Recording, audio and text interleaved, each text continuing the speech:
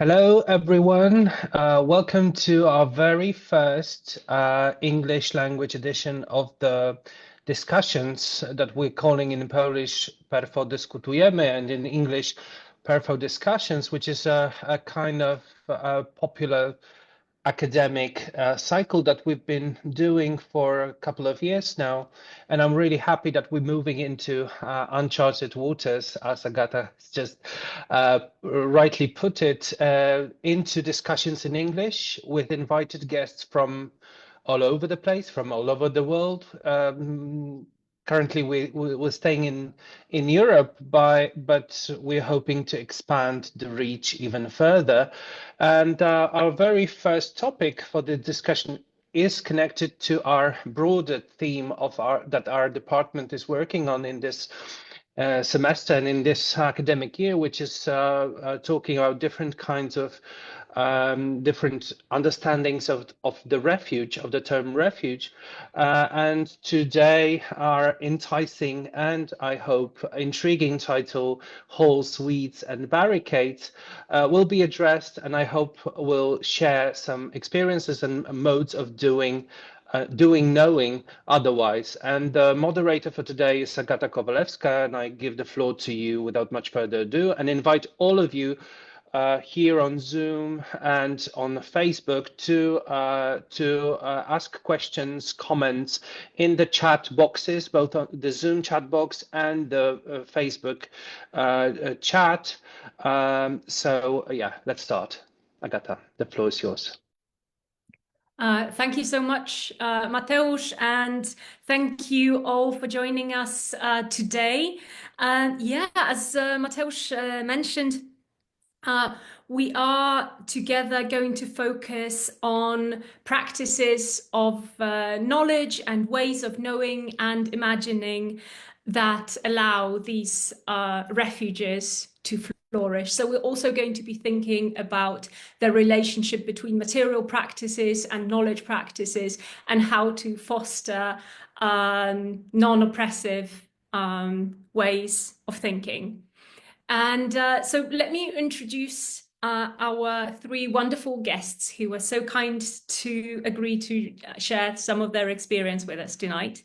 So we have Julia Krupa, who is a herbalist, artist and researcher who combines herbalism with art practice. She's a PhD candidate at the Doctoral School of Humanities at the University of Warsaw, working on a thesis titled The Herbal Path to Feminist Bioegalitarianism, Phytotherapeutic Practices in Poland in the Face of the Climate Crisis. And it includes ethnographic multi-species field research, interviews with herbalists and artistic research. Julia co-authored the article Phytomysteria, a speculative herbal practice with Joanna Soćko, and she is the creator of the herbalist artistic studio Chwaściarnia, a collective practicing interspecies communication with plants through artistic herbal practices.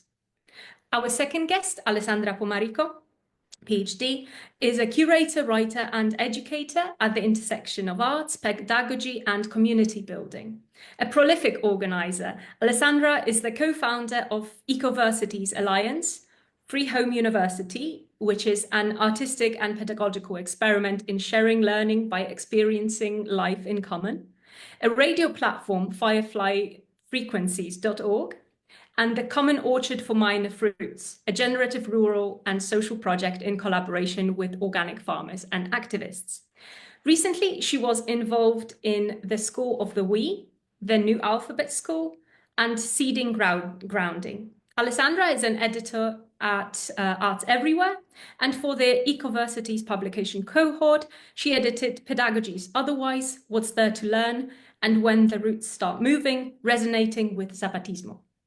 And our third, last but not least, guest is Olga Schubert, who is a curator, editor, writer and researcher working at the Haus der Kulturen der Welt, the HKW in Berlin, since 2015, where she was the co-curator and project head of the collective learning and artistic research format New Alphabet School, editor of the publication series 100 Years of Now library, and co-curator of the lecture series Dictionary of Now, and where she is now the editor for publication practices. She is also a junior research fellow at IFK, the International Research Center for Cultural Studies in Vienna, and a PhD candidate at the University of the Arts, Linz, where Karin Harasser supervises her dissertation, Curating Opacity and Coevalness, Alliances between Decolonial and Post-Soviet Self-Organized School and Academies after 2000. Previously, she worked for curatorial teams at the German Hygiene Museum in Dresden and excuse my German, Neue Gesellschaft für Bildende Kunst, Berlin. So thank you so much again for joining us. And I'll jump straight into some of the questions that I have prepared for us today. As one might notice in the introductions I was making, we each of us, at least at some point, worked within and alongside formal higher education institutions. Yet, again, we each of us are searching outside of these. So my first question is, what is it about these formal institutions and the various, I guess, dominant forms of thinking, of creating knowledge and of sharing knowledge? What is it that we need to unlearn, and how do we go about unlearning it? And why do we need to do it outside of these formal institutions? We don't have a set order, so would one of you like to start? Or we can go in the order I have on the screen. I can also start. Thank you so much, Agatha, for inviting us. I think it's so wonderful to see you again. Alessandra and Agatha have both also been involved in the New Alphabet School. We organized at the HKW in Berlin, and yeah, this was one of the examples where we sought out different formats to do research, not in an academic setting, but also, which is also for me by now a classical frame, also not just in the artistic or just in the cultural setting, but to disrupt and kind of and question both these frames, and to really kind of try and depart from practices that might be shared between researchers that consider themselves activists or people that organize. I was thinking of an example. The last big gathering we organized, where I last saw the two of you, was called Commoning. It was in 2022, and we had through an artist called Melke. We had an indigenous couple, the Borari, from the Borari family from Brazil, coming, who also kind of started the whole gathering with a ritual. And we had a sex worker alliance also from Brazil. And those two groups were able, in this combination, to discuss structural patterns of exploitation and extractivism, both in regard to resources and indigenous land and in regard to bodies that were, of course, yeah, for sale in the sex tourism there, in the region of, I'm saying it wrong, Minas Gerais, I think it's called. And to have this kind of knowledge present in a room, and then to also have maybe a lecture we had from Silvia Federici, who knows so much about the loss of the commons through colonization. To have these kind of encounters is not possible, I think, either in a classical art setting or in a classical academic setting, because you will have your disciplinary or genre constraints, and it's not so easy to depart from these urgencies and these immediate problems that raise questions that have to do with knowledge. So yeah, I think that's an example for an attempt to unlearn, the idea of answering questions from a sociological or a purely artistic point of view. Yes, I would agree. That was a, a great example, Olga, that you hosted so generously in that program. And maybe first a little disclaimer, and thank you everyone for being here. Thank you, Agatha and Mateus, for organizing. And the bio you read was abbreviated, of course, for the sake of brevity, but I just want to mention that a lot of what you mentioned that I've done and built, it was never alone, with the multitude and plurality of friends, comrades from many here and there, and specifically, as I see him here with us tonight, Nikolai Olenikov, who co-curated Free Home University with me and co-edited the books that you mentioned. On this question of the institution in which sometimes inside or outside or inside and up and against them, that sometimes we are forced to work with and without, because I think even when we are uncomfortable in it, we haven't yet figured out a way to completely do without. And this is both the university or the museum or whatever institution we need to still work with until we are really ready for a revolution and we can be in an outside kind of space.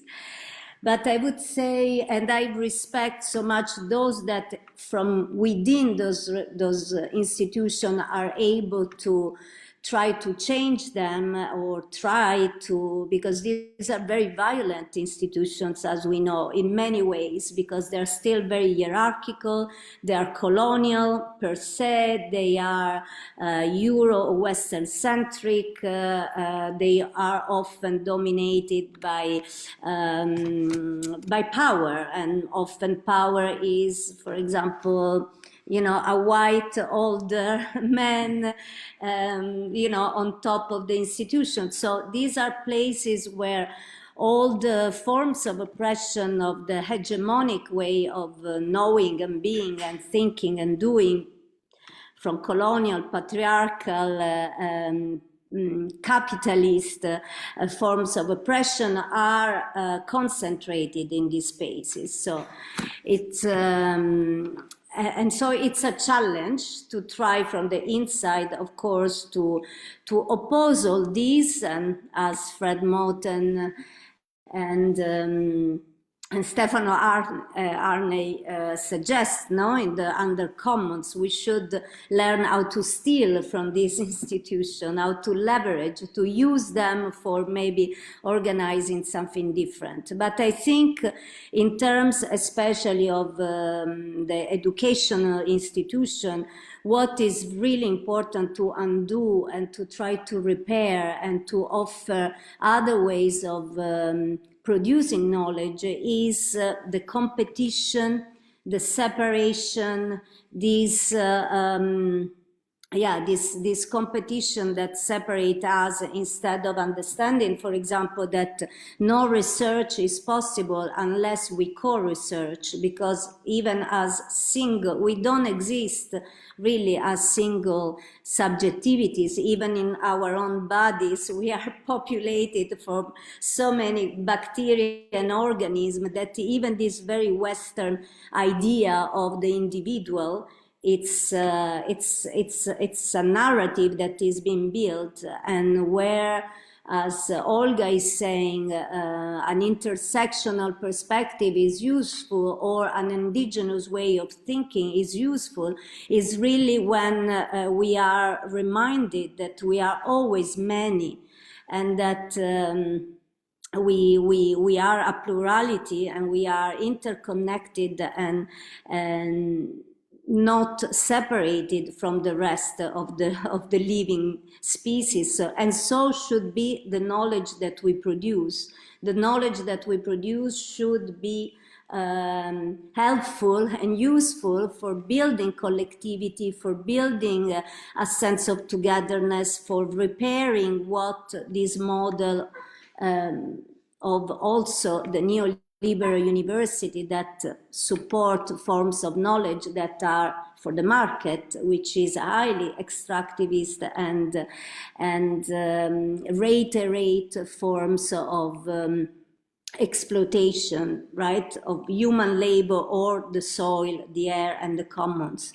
So I think that's the challenge, and all of us that often try to organize alternatives. They are never completely alternatives, but this idea of knowledge otherwise, of a different pedagogy, I think try to bring forms of repair to this hegemonic model, because another ways of being and relating within ourselves, with each other, and with the rest of the ecosystem that we are part of is possible. And I think many of us are interested in the question of pedagogy and knowledge production, because maybe this is where we need to start in challenging the paradigms that are just bringing death on many levels, and as a way to really think how we can regenerate our communities and our way of living, so we can actually continue to exist in our planet and let the rest of the living and non-living being exist. So the pedagogy, I think it's an interesting perspective because of this, and of course needs to be intersecting other ways of also living and relating. Thank you. I agree so much with what Alessandra said, but first I would like to thank organizers for invitation and for the ability to join today's discussion. Yeah, that's the question many of my colleagues and myself, I ask myself also, is it better to leave academia or to become a kind of trickster, to find ways to change the academic world from within, move beyond the hierarchical and oppressive systems? And of course, it's a challenging, very challenging way to go. But I think we need both the tricksters and the non-institutional ways of producing knowledge and sharing knowledge. Also, what I wanted to add to what you already said, because I really agree with both standpoints, is that there is a lot of unlearning to do, but I also, when I see the word unlearning, I immediately think of what is an alternative that we are creating and what is possible, and how can we get to this planning and implementing different ways of creating and producing knowledge. So for doing this, we should go beyond critiquing what's already there, and my best idea of how is speculative thought and also art that's connected to it. And I think that's why I also so much believe, and this is what I do in my projects as well, in connecting art to research practices and developing something new. Thanks. Thank you. Thank you so much for that. Yeah, I love the idea of the trickster, and I love the idea of stealing from the institutions and tricking them and making them spend the resources on things that undermine the at least some of the worst kinds of working and operating in a hope that by these 1,000 little moves, perhaps we can make them a slightly more habitable space, and just open open them up. And that kind of leads us to my second question. So what kinds of strategies can we use? This kind of already has shown through what all of you were saying about de-individualizing and de-separating and reconnecting, both on the discipline level and on the personal level and on the species and living and more than living and spatial and all these different levels.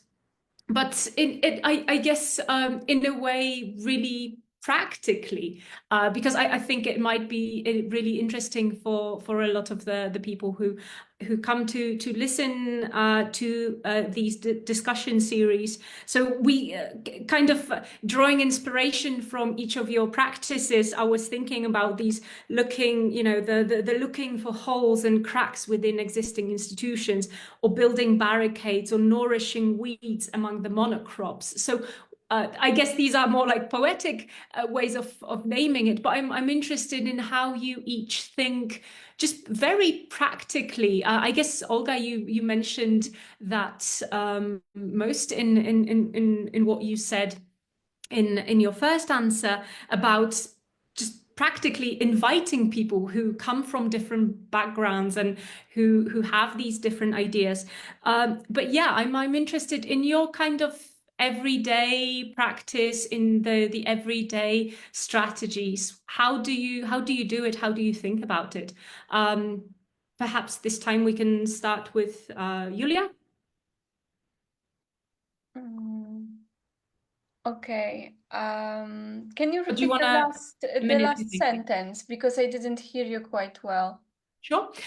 So when we talk about these different strategies of kind of breaking away from what we'd call the hegemonic or oppressive systems of knowledge, how in practice, what would you recommend people do to kind of try and break away from these, or hide from these systems, or nourish something that's different among them? Yeah, so first thing I thought about was how we can use academic tools and the tools that were created even in oppressive systems in unintended ways, and to reinvent them, reinterpret the ideas, so that we can broaden the spectrum and create space for pluralism. And another thing, when I thought about today's discussion, that I stood upon was tactical invisibility, which would be also one of strategies we could use in different moments of our research or activist actions.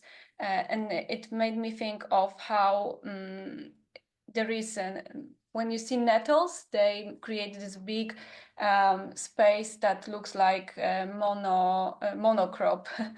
But it's actually not only nettles. Between the nettles, there grows a plant that's called dead nettle. That's the English name that I found.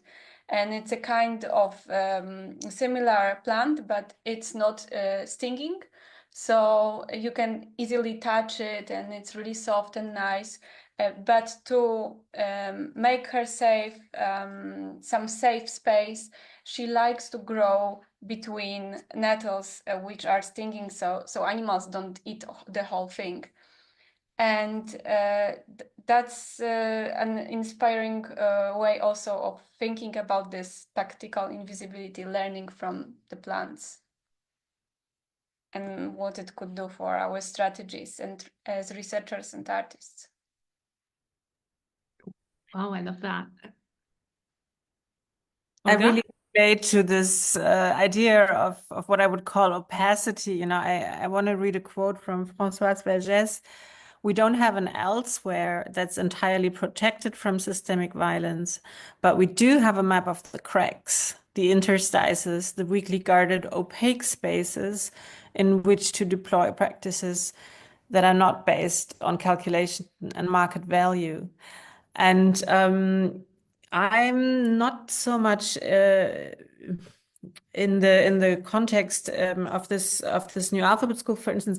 I was not so much on the side of the one outside the institution, but I was in the institution trying to open it for others to be able to use it as a tool, as a resource, to pursue what they are doing in their kind of self-organizing. And this is, of course, mainly a bureaucratic issue, but also one of time. How do you sustain infrastructures that need permanent sustaining and not just an event or a project in which they are invited? And I don't think I succeeded very well at changing the institution's purpose in a sense, because of course there are rules and constraints, but we were able to very practically give out production budgets to local partner institutions that were very small and self-organized wherever we had members of the school who volunteered to host an event. And yeah, so we were able to really kind of transfer some production power and decision making to smaller partners. And not to suggest that this was an act of generosity, but still also accepting the criticism of these institutions that we would still need to respond to. And I really like this notion that Gerald Raunig coined of the monstrous complicities you engage in these kind of alliances that are usually characterized by a power imbalance. And I think I wanted to always become an accomplice of practices outside of the institution, but I had to acknowledge the monstrosity that would still be evoked in this complicity, and not be defiant about this. This is what I would very practically say, not to become defiant and not to start to defend your position structurally. And this is, by the way, the definition of unlearning that Spivak made in the 80s. She always said this phrase, unlearning your privilege as your loss. So not to consider, no, wait a minute. No, I'm saying it wrong. Unlearning one's privilege as one's loss. Yes, I mean, I think it means that the loss of your privilege has to be unlearned as a loss and to be acknowledged as a gain, you know, and also to embrace the loss of privilege as something that enables complicity and other relations in these cracks and in these spaces of opacity that François Vergès mentions, if I'm making sense. Yes, you are. And I think it's very difficult when sitting in a position of working in an institution to open up to all those radical thinking that want to disrupt the institution. It's very difficult to be in that position. And sometimes also for those who work and operate in these more radical approaches is not done so easily. I mean, we are all socialized and educated to work within this framework that we are up and against. So it's not so easy to undo them, even in ourselves and in our small communities. So often there is this kind of antagonistic approach with the institution that sometimes is also very much consuming and stays in a struggle per se. So I agree when also Julia suggested that sometimes it's also important not to focus only on what we are against, but to try to organize something for what we are for and try to put the energy there. In our cases, well, in the Free Home University, the first strategy, if you want, that we decide to take collectively, since we wanted to have, we started trying to imagine the school of the shared desired. What is not existing yet? How can we do this on our own? And so the very first tool was this idea of living together physically, under the same roof, somehow not obeying to this logic of separating the everyday life with the study, the learning, and the artistic production or artistic research processes. So this was maybe our first tool to really try to see also what in the social reproduction of the everyday life and how we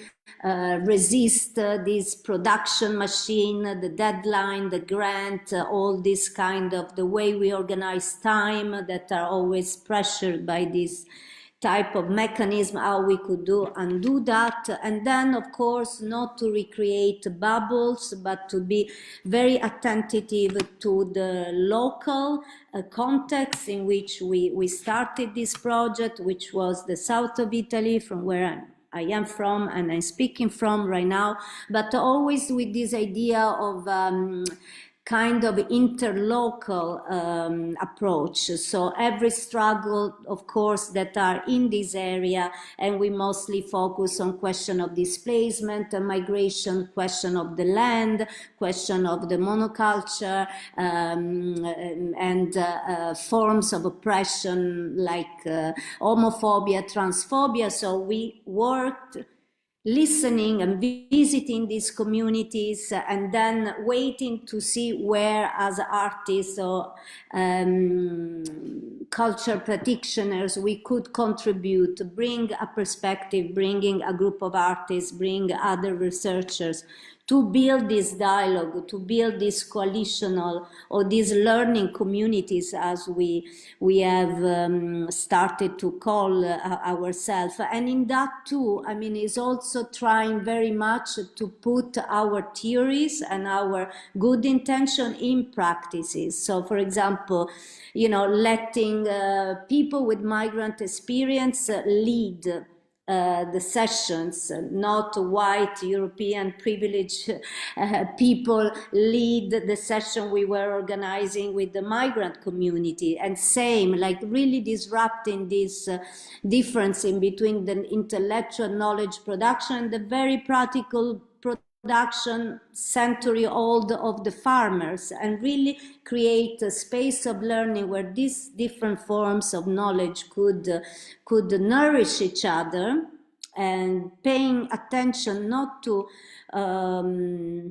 also sometimes exoticize the subalternative, as Spivak would call it, a bit contested term, or not to, or the indigenous people that also at one point we invited their perspective, as we invited the queer perspective, all those knowledge that come from history of knowledge of struggle, from this opacity that sometimes it's needed because the refuge is needed, the protection is needed. You know, I think Françoise take it from Glissant, and this opacity as a way to really protect the knowledge, because otherwise we are always at risk, and this is the risk also when we work with the institution, to be co-opted.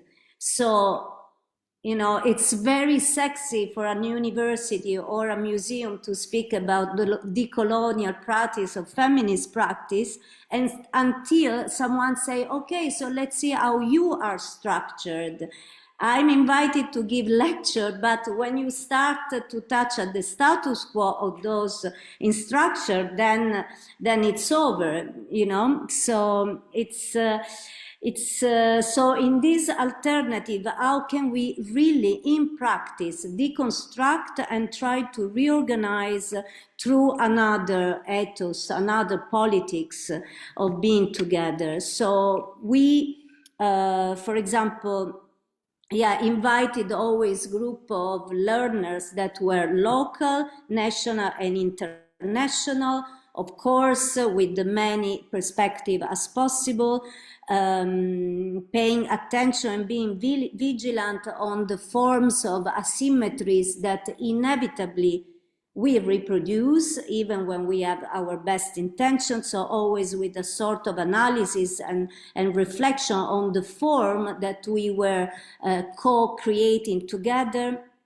And I think it was for us very important to anchor on the local knowledge and on the knowledge of the struggle. And so we started to really be engaged, especially in what we called militant research or convivial research, as Illich would put it. So a research that is in service of a struggle and alongside of those in struggle. So in our case, it was migrant, it was LGBTQI activists, it was the farmers that were trying to produce in forms that don't exploit the human labor or the soil, and those who are defending the territories here. And in order to gain perspective from another place, another way of doing and sharing tools, we also invite those that were sharing those struggles in other geographies, because, I mean, under globalization, our struggles are the same everywhere, but we might have a different tactic. And in that, I have to say, artists have many tools and different tools. So we invited for each session different artists who would bring different methodologies and different processes, but for us it was never to produce a work of art. It was to produce first of all a relational knowledge, a coalitional knowledge that was also responding to some very practical questions, like right now we are struggling to defend an ancient forest that Porsche is about to erase. So what are the artists who can bring an idea, an approach, a tactic? This was always our way to listen to what was calling and then gather those from different perspectives who could maybe respond.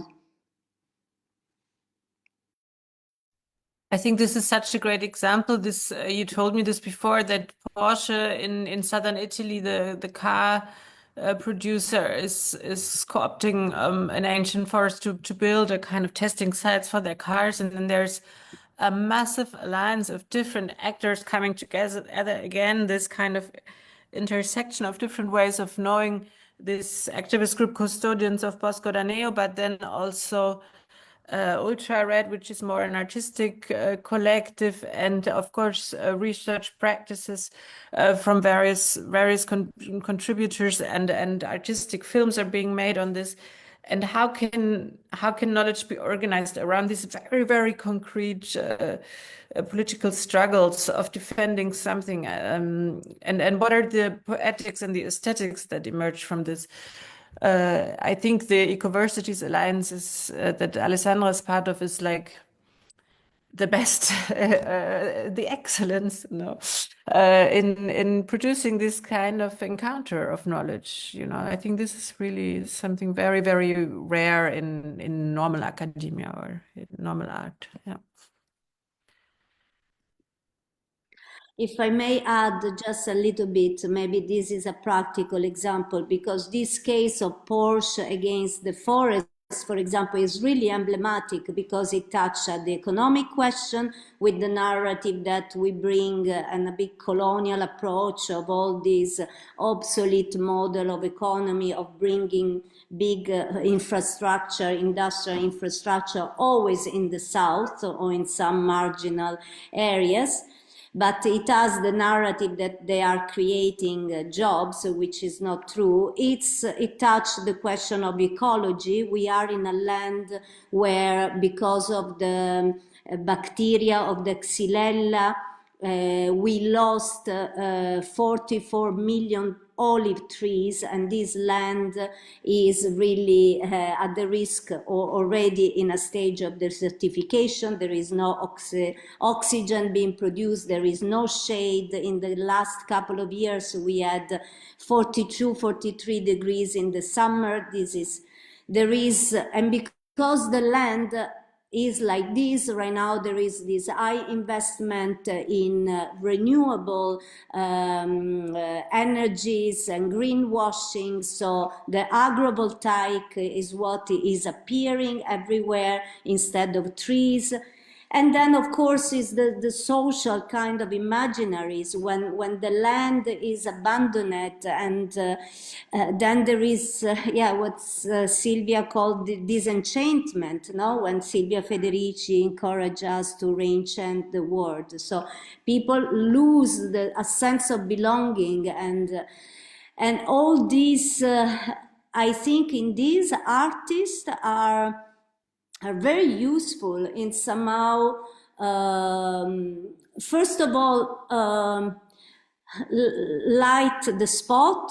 And in this case, we know that Porsche really is afraid of bad publicity. They are saying they need to build these 11 trucks to build the new green car with the autopilot and the electric car and so on. But, you know, the idea that cultural producer can have an effect, because with that and with the legal battle and all the things that we have agitated, also with Nikolai, who invited many artists to donate work so we could raise money for the lawyer and so on, we gain the life of 1 more year of life to this forest, because the region governor had to suspend the plan of Porsche. This is a forest that was already preserved by the European Union.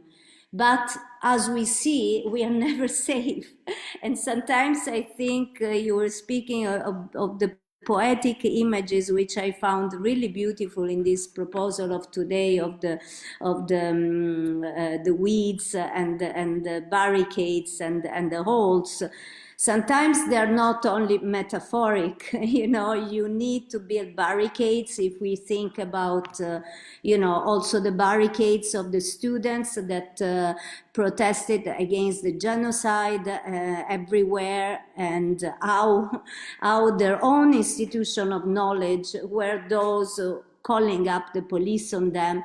If we think about all the indigenous people in every land that need to put their own body against fracking, against mines and pollution of waters and all this, it's very real, it's very physical. And to go back to this necessity of a refuge, I'm starting to think also that our schools, our residencies, our small programs sometimes are also starting to become a place where people who are very much in the avant-garde or in the forefront of this fight, they also need a place to recover and to rest, because all this struggle and all this work is very taxing, it's very tiring, it's very collective, it's creating a lot of energy, but is also consuming energy. And more, for example, we are receiving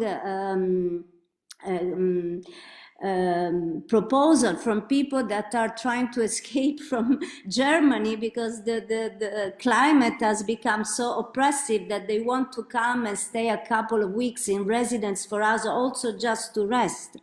Or what our program became when the invasion of Russia in Ukraine happened, where we stopped everything and our program was only to use for Ukrainian comrades or for Russian comrades who could no longer be safe in Russia. So for more than a year, we did nothing than that. And this is where, and of course, it's not only giving a roof, then you organize with them, then you know, these are poets, musicians, artists, so they cannot not do anything. So the program became that, and I think one strategy is to stay open to what is calling, to what is urgent, and not only repeat what we already know. Yeah, thank you. Thank you all for these reflections. Something that really kind of jumps out at me when thinking about these things is how you know, kind of within academia, we kind of try and open up these very nuanced ways of thinking and kind of involving various different possibilities and perspectives.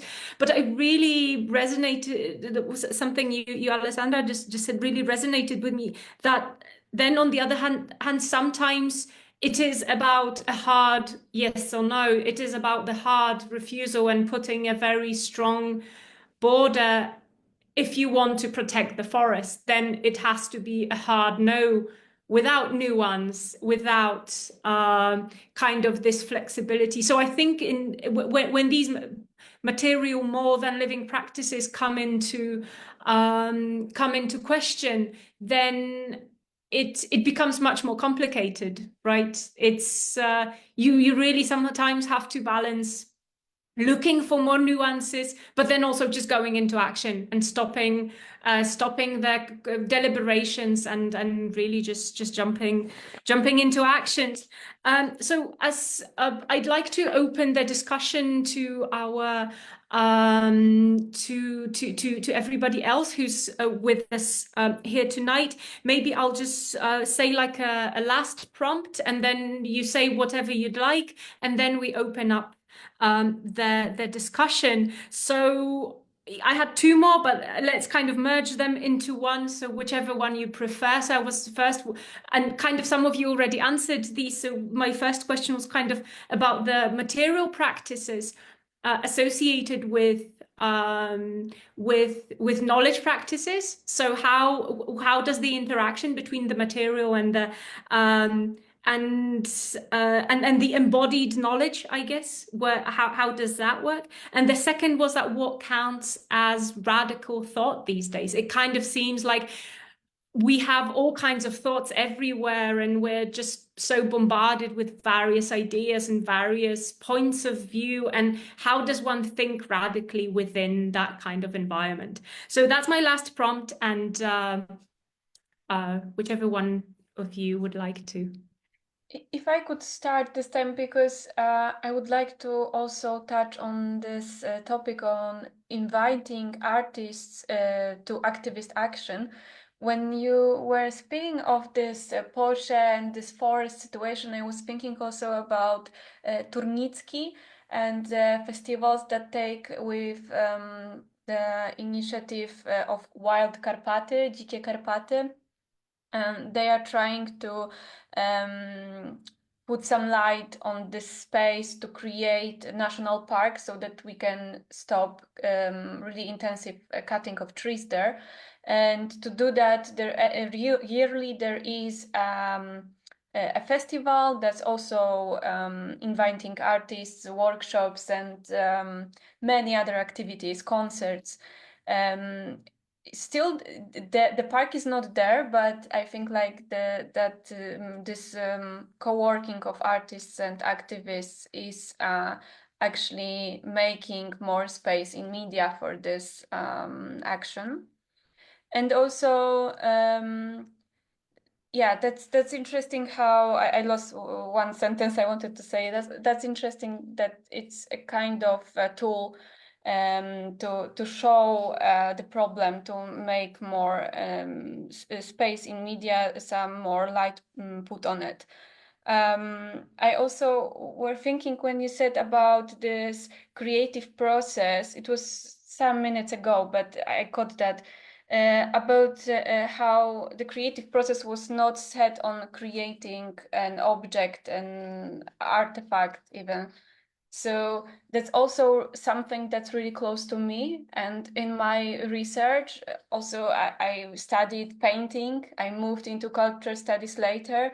This perspective on moving from creating objects like painting ready to be sold into something that's more collective, that's more focused on relations, also relations with non-human beings, was something really empowering. And the idea that drives me until now is creating archives. That this archives is something that can hold both objects that are created during the field research, but also videos, also non-material relations and things that are created during the creative and research process.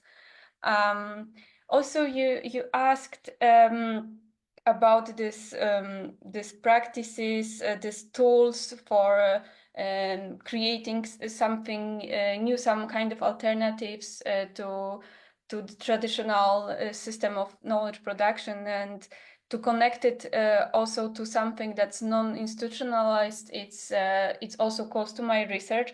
I was thinking about how the women I talk to, I do interviews mostly with female herbalists, how they use narratives and storytelling in very impressive ways. For example, my biggest surprise from last interviews were how, when I asked about plants, and I was thinking, like, coming with this idea that I'm researching plants and herbalism and I'm like set on it, and they started to tell me about plants, but through the perspective of their animals. So like sheep, bees, the animals they were connected with. And it was so inspiring to see how they just naturally shift perspectives and tell the story from different sides, and also in this expressing this whole ecosystem and themselves as part of it.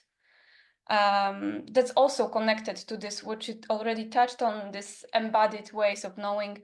I think in herbalism there is a lot of that. There is also a lot of passing the knowledge from generation to generation. It's a little bit more complicated in our Polish context, because when we talk about indigenous knowledge, we in Polish context it's difficult to say what we would mean here by that, because the Slavic pre-Christian history is mostly lost. We have some artistic ideas of what it could have been, and many artists still draw from this a lot of inspiration. But this the folklore is very complicated, and also the history with the communist era erasing a lot of traditions, especially erasing a lot of herbalist traditions, also changed it a lot. So it's also something in my research I ask myself, is how can I move into this other ways of knowing, but in being inspired by the context of like America or South America, but also find it in my local context. Like diving into local context is a very important thing for me, I believe.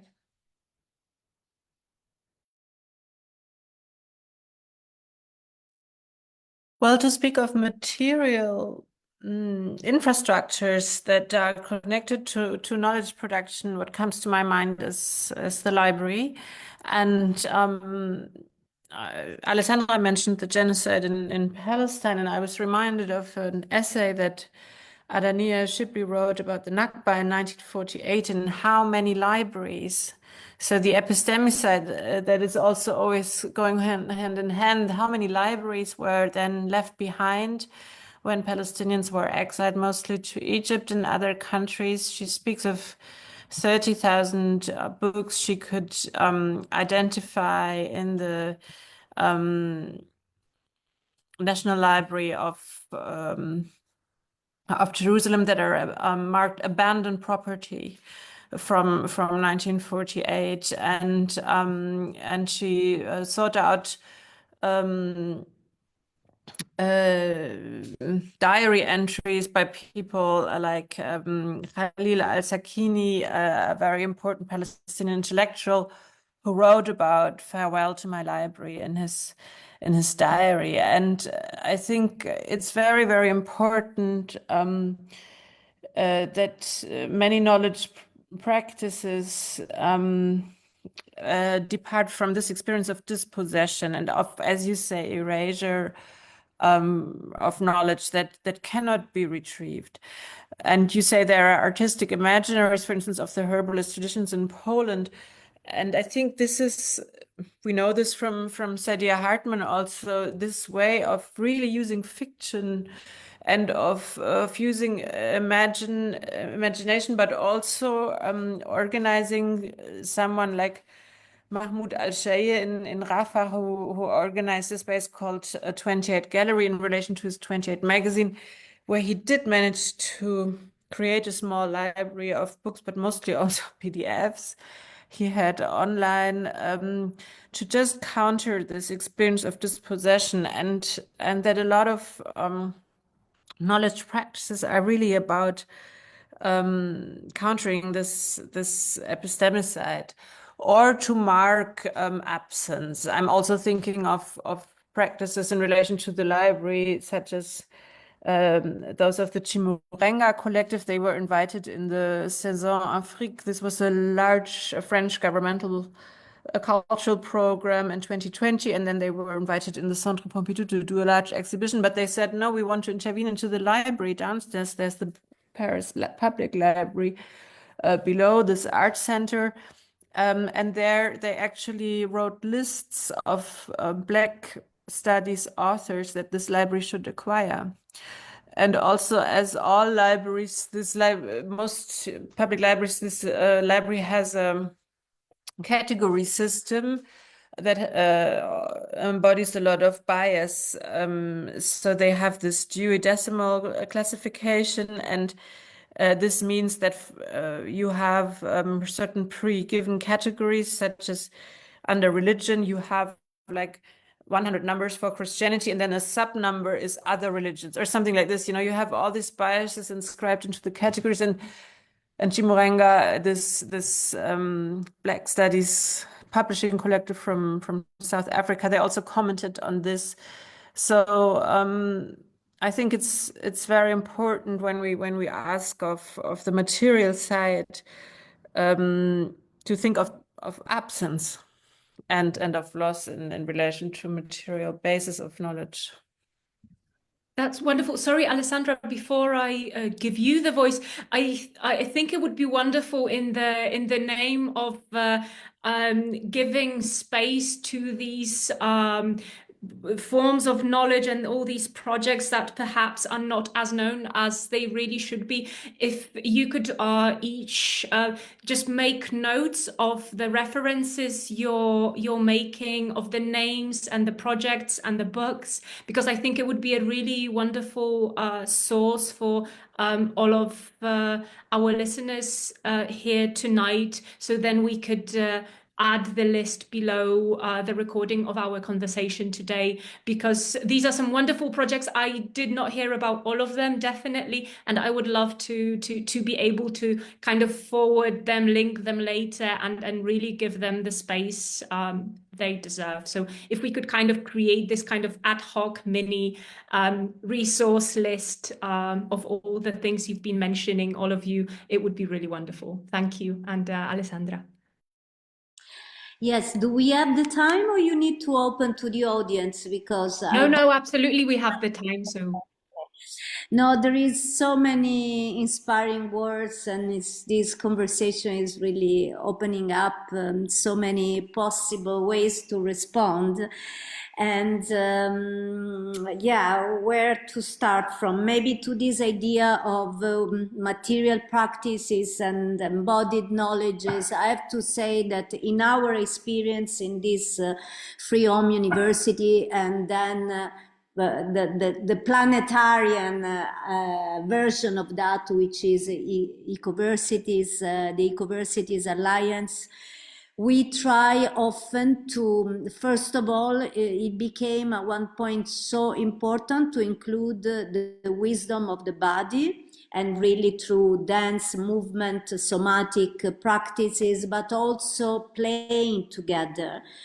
As often we slip into more intellectual, cerebral, discursive practice, it's very important. And we understood, for example, also when we try to create group dynamic in this very intense collective moment of proximity, of living together, to build a political collective body is also a question of bringing the body in and centering around our bodies, our different bodies, with their different knowledges and privileges, and what it makes to take space with our bodies in our collective. So I have to say, especially when we started to include in our group people with experience of migration, where sometimes we didn't even share the same language or could not find translation, to work through dance, movement, walk, derive, various walk and derive in the landscape or in the city was really very important. Sharing music, sharing meals, cooking together, these are all embodied practices. And sharing stories, absolutely, I agree with Julia. Sometimes it's much more effective to deconstruct or to understand our time and maybe be moved to action through a sharing of stories that can be effective, that come from a personal experience, rather than, for example, reading all the statistics on pollution, on the ecological catastrophe, and what brought us there, and the various scientific data that we all know, and nobody change, and they're not enough to change our ways of living, or to start degrowing and renouncing to the delicious capitalist offers. So I agree very much and we do practice this. We do invite often storytelling and sharing through stories rather than through academic forms of knowledge that often also alienate people or make this difference. So sometimes they're very non-accessible spaces when we only start speaking more academically. And also we did a lot of sessions through building together. Also this was very important, often since we were working with farmers community or land defenders. So there was a lot of doing together very materially and learning how to do. And even when we invited Françoise Vergès, as you mentioned her, Olga, she invited us to present ourselves, for example, from the perspective, not what you study, what is your work, what do you do, but what do you know, what your hands know to do. So from this very material approach to making knowledge, because it is true that more and more those knowledge of weaving, of sewing, of tending to the land have been relegated to as non-important.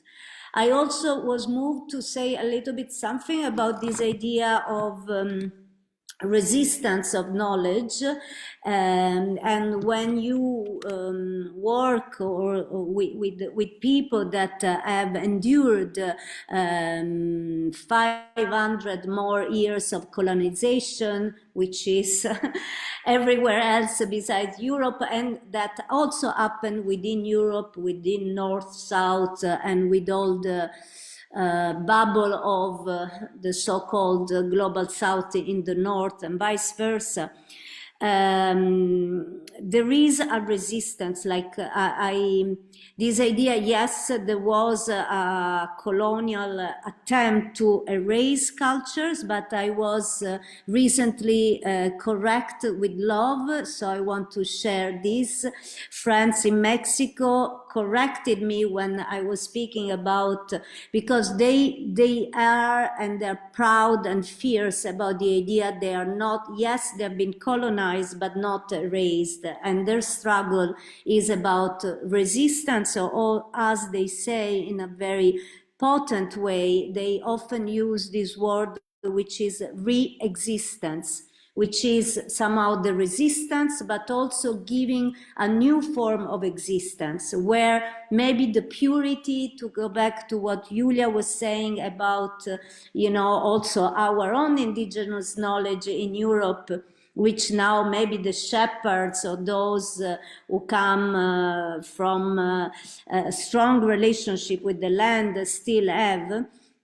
Sometimes, and as a friend, an indigenous leader, a very young indigenous leader that we met in Brazil in the summer, where it's true, like most of their knowledge have been erased, we could say in this case, but it doesn't matter. They are giving themselves permission to reinvent them and not be somehow attached to also this very Western idea that only what is authentic has value.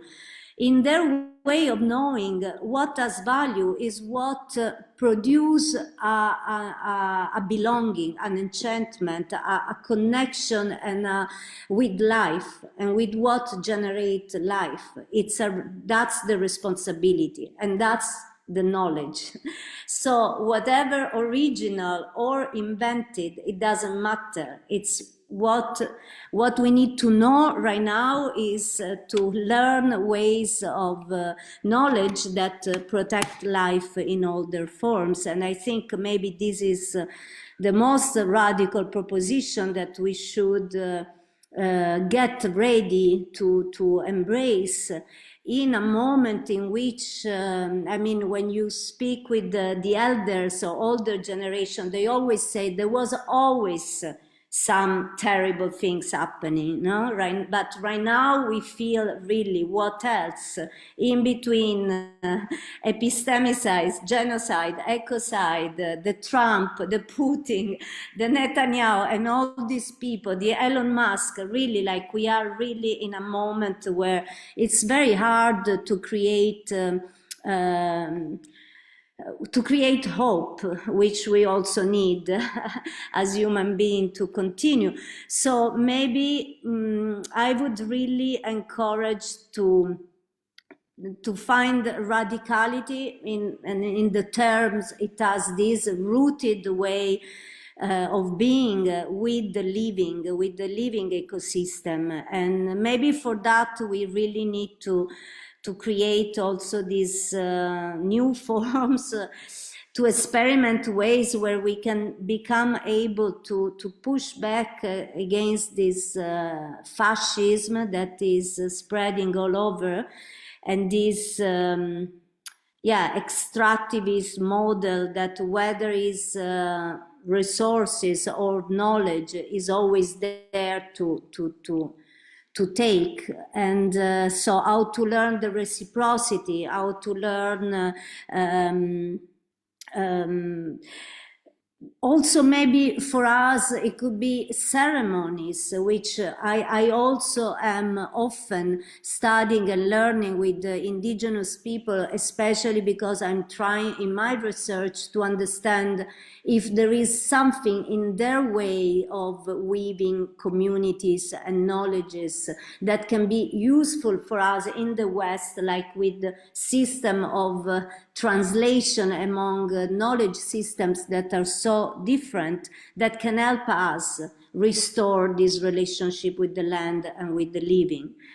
And I think what they have that we may have lost, and we may have also maybe through the artistic imaginary, need to restore is also creating new rituals, new ceremony, a spiritual relationship, and because we are very much into, and I am a materialist, but I think we need to recover that, to really feel this connection, that nature, we are nature, nature is not a resource. We should not be preoccupied of the extinction or the explosion of the planet just from an anthropocentric point of view, but because we are interrelated.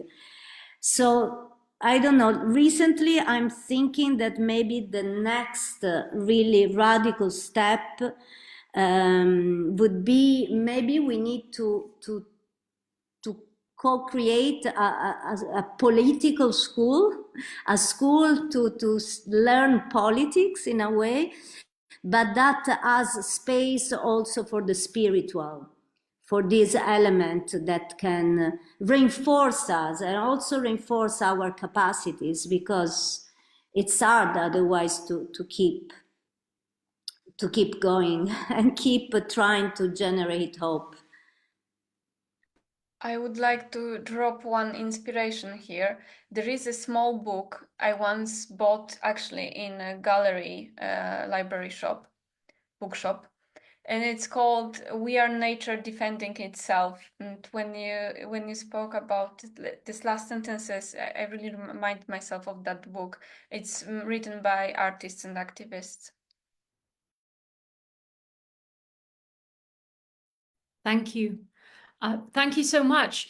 Okay, let's open up to questions. Who'd like to join in our discussion with some comments or questions or your own experiences, whatever you'd like to add to this?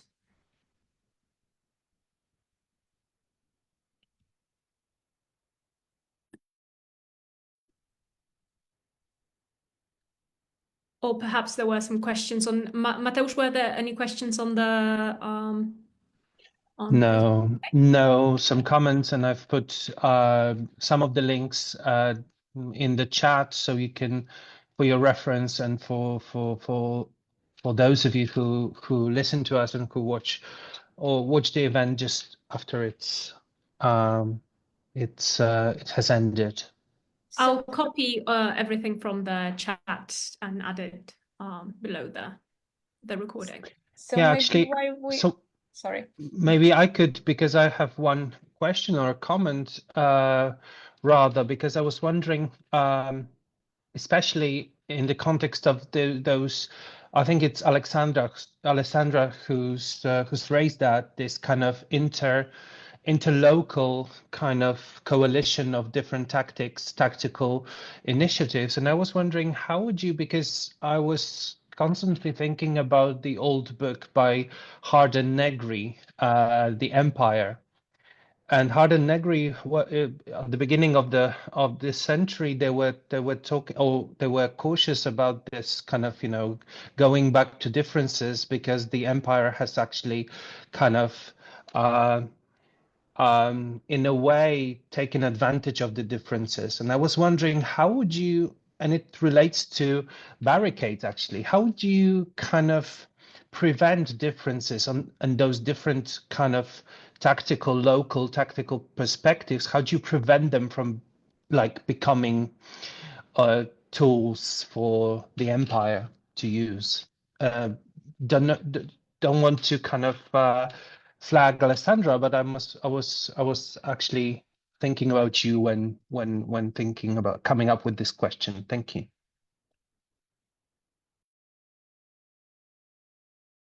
It's a question for me directly or to everyone? Yeah. What do you mean? What do you mean by differences? I mentioned in that book, they speak about multitudes. Yeah, but they're really kind of wary of they try and thinking about multitudes not to as ways of resisting to the empire, which is kind of trying to take advantage of the multitudes, because they don't want the empire doesn't want us to be I mean, today it's also radical, but it doesn't want us to be kind of homogeneous, but it kind of hacks in a way, hacks back our thinking about multitudes. And I was thinking, how can we make multitudes resistant to this drive of the empire to kind of to use them to their advantages? Mhm. Yeah, it's a difficult question. I mean, I think one of the tactic maybe, and I want just to answer more in the practice, not so much in the theory, but with this very example of resisting Porsche. And I mean, and by empire, of course, empire is the colonial capitalist empire, which is immanent and sometimes even inside our own imaginary. That's the problem, that we cannot even conceive a world without or outside of that. But for example, we understood that maybe it's very important to confuse them, empire. So we are many, we are very different, we have different tactics, and not to become antagonistic in between those that believe that the legal strategy is the one that will save the forest, or those that we believe we need to be in the square and manifest, or those that are trying to go to speak with the CEO. Instead of losing time of fighting who's right in that, we should do it all. And also with this idea of moving constantly and confusing empire. Maybe this is again a little bit an idea of becoming opaque. And also, especially when, as it's happening in many of our countries, we are really risking our jobs, our salaries. If not, in the case of Italy, for example, they have just passed a very harsh decree against the protests, and especially against those for ecological reasons. So we risk prisons, years in prisons, and so on. So it's really, I think, differentiating and moving fluidly in many ways. Then I think a little bit we have learned also to work within differences, within and beyond our differences. We have them, we cannot pretend that we are all equal, because our access to possibility resources is different, depending where we come from and which body we inhabit. So we cannot speak about a blunt but how also to overcome. For example, I think an example where empire co-opted and how do you say, captured again what was a notion that was very interesting, the one of identity politics, that was very important at one point to make the difference and to have each group come from their own demand, especially those coming from a history of oppression. At the same time, identity politics these days very often paralyze our movements, and there is this internal antagonism in between groups that should be only built on solidarities, companionship. If we want to go back to a metaphor with the plants, even parasiting each other. When someone is stronger, we jump on, and we are the jellyfish that go through the ocean using another bigger fish, or the currents, or we are the mycelia that use and pass information in different ways.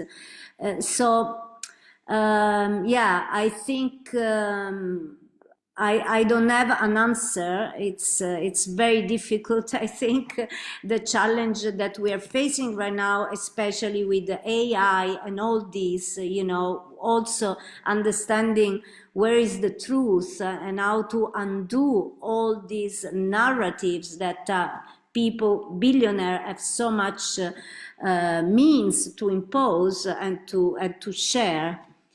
what can we do? I think we can maybe use sabotage technique when it's necessary, and but we need to be really wise not to put anyone at risk, especially those with less privilege and protection to begin with.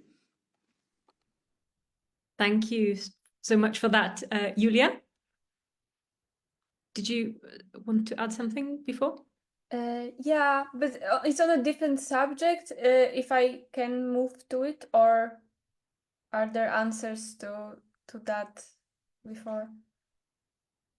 No? Okay. I wanted to add also the importance of relax and relax as resistance, and how it's also connected to living seasonally and experiencing winter as this time of slower movement, of more sleeping, more rest. And I think for us also as academics, but also as artists and any people under capitalism, it's a part of resistance practices. Thank you. Thank you for that. As for now, I don't see any urgent questions. I wanted to use the opportunity and perhaps, although sorry to kind of call you out on the spot, please tell me if this is not a good time. But I wanted to kind of use the opportunity to address Nikolai Olejnikov of Stodelat, who also has collaborated with Alessandra on so many things that you two created together, and it's so lovely to have you here. Perhaps you have some words you'd like to share with us. You have such a long and wonderful and complex practice. So yeah, what perhaps something resonated from our discussion with you, and you'd like to add something. Thank you, Agata. And I mean, I feel myself humbled because it's really an important discussion, and I feel we're speaking the same language, all of us. And in this very particular moment when, and Alessandra mentioned that when everyone becomes against everyone else, it is a very particular moment when we need to strategically to find the spaces of being in solidarity with, no matter what, because solidarity is not like a comfort place. You're not comfortable when you are in solidarity with someone. You have to overcome yourself, and you have to be someone else in order to build a broader and thicker way of resistance. And right now, it's really at stake for the artists, for the one in the educational system, the one in all the systems that are there. We need to find those tunnels in which we can contribute no matter what. And Alessandra was mentioning compañerismo, which is an incredible word invented or implied by the Zapatistas movement, which just counted 31 years of their existence. And from there, we learn how compañerismo, how in broadening and enlarging and thickening our networks of being together otherwise, learning otherwise, parting from certain ancestry, because like for us, for me, for example, and I'm sure we share it with many of you, parting from the radical pedagogy of Paulo Freire, or radical theatrical art of Augusto Boal, or radical action of Black Panthers, it's the same ancestry. We're coming from there. These are our roots. So we don't have to forget, we cannot forget at this moment that Mahmoud Darwish is our teacher. It's my teacher. Like, I mean, I cannot identify myself as Palestinian, but solidarity means that. Solidarity means that, like, the the immense amount of poetry right now produced in Palestine really refers to that and really makes a bridge in between us,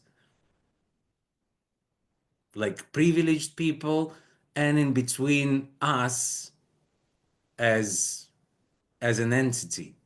So getting from this implication of internationalism, of the fourth international, third internationalism of Gramsci, etc., etc. This is our ancestry as well. As well, it's not only like I belong to this or that community. My community is broader. My community is everyone. And there is a beautiful poem of Yevtushenko that tells exactly about this experience. I want to belong to some other countries, to some other struggles, because in other countries, there are some similar struggles that I belong to, because I am myself. So it's a great dialogue open here. So I'm touched to hear you say this, Nikolai, because I know you're exiled also from many contexts. You used to act and you're exiled from the Studialat collective that were operating collectively in St. Petersburg. We see you are in a beautiful place, so it's not the worst situation, but it's moving for me because I kind of imagine that you're already living a fate that will be the reality for more and more of us. And to hear you already finding strategies to resist this displacement and this yeah, also dispossession. You also lost your library, so to speak, you know. I know that it has been dispersed among comrades, but it's touching for me that you already find the strategies to continue, and we will have to do the same. for now, those are the tactics, but the strategy is to still reconsider ourselves as an entity in resilience, and I would like to say in resistance in this moment more than resilience. So we don't try to fit in the framework. And us, with our privileges, we can hold on the struggle altogether, engaging with the others who are really struggling. It's not only us at stake, of course. Thank you so much for joining in with these thoughts and these thoughtful intentions. And we're on time. Thank you so much, all of you today, for sharing your experiences and being here and really, yes, and sharing all the sources. I can see all the wonderful sources being listed here in the chat. I'll copy them all and share them with everybody. This has been such a wonderful experience today, to learn together with you, to rethink these things, to really, I also have to say I'm invigorated after today's discussion to do more, to go beyond the safety of what is known to me, and to keep learning, to keep doing things, and keep making these lively connections, and yes, using the platforms that I have access to. So thank you so much again, everybody. Have a wonderful evening, and I hope to see you all soon, and good luck and all the power to you with everything that you're doing. Thank you so Thank much, you, and Agatha. good night, Yeah. everybody. And thank you to all our listeners, and we'll be back on our platform next semester in English as well as in Polish. So stay tuned and take care. Thank you.